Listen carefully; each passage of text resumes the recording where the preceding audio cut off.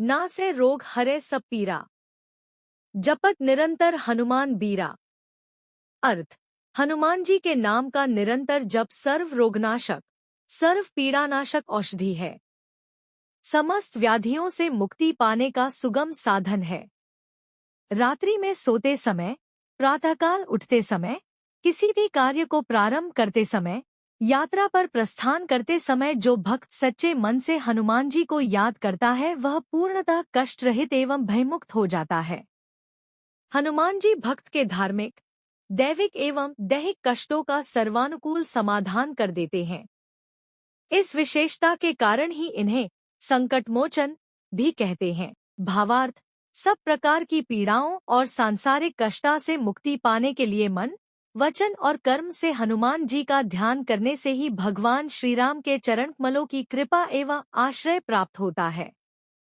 काशीरूपी आनंदवन में तुलसीदास जी चलता फिरता तुलसी का पौधा है तो भैरव जी काशी के नगर कोतवाल, नगर रक्षक हैं। एक बार नाराज भैरव जी ने गोस्वामी तुलसीदास जी की बाह में असहनीय पीड़ा कर दी। चिकित्सा कराई, तंत्र, मंत्र, यंत्र का सहारा लिया लेकिन कोई लाभ नहीं हुआ। पीड़ा में निरंतर वृद्धि होती रही।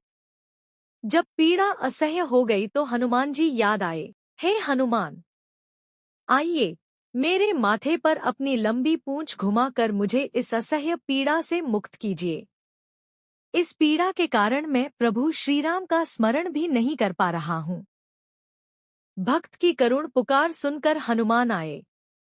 उन्होंने तुलसी का हाथ पकड़ा तो वे पीड़ा के कारण रो पड़े।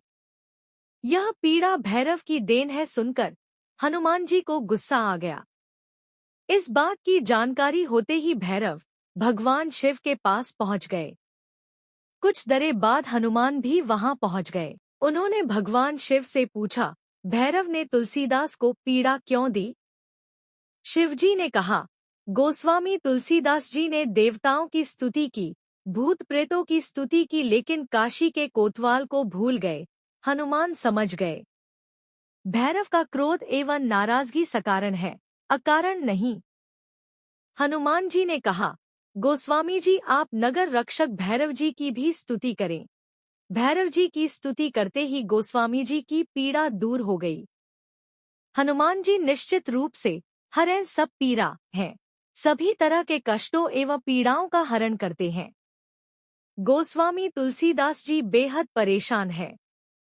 सारे शरीर में फोड़े फुंसियां, वातरों के कारण बाहुओं में भयंकर पीड़ा से छुटकारा पाने के लिए चिकित्सा कराई।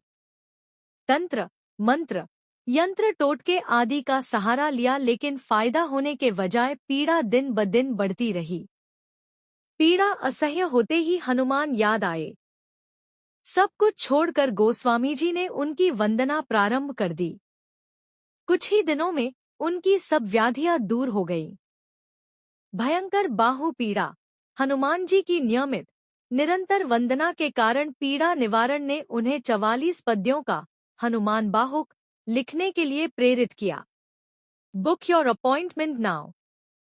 अगर आप अपनी समस्या का समाधान आचार्य रेखा कल्पदेव जी द्वारा टेलीफोनिक वीडियो कॉल अपॉइंटमेंट द्वारा करवाना चाहते हैं तो नीचे दिए गए नंबर पर संपर्क कर सकते हैं।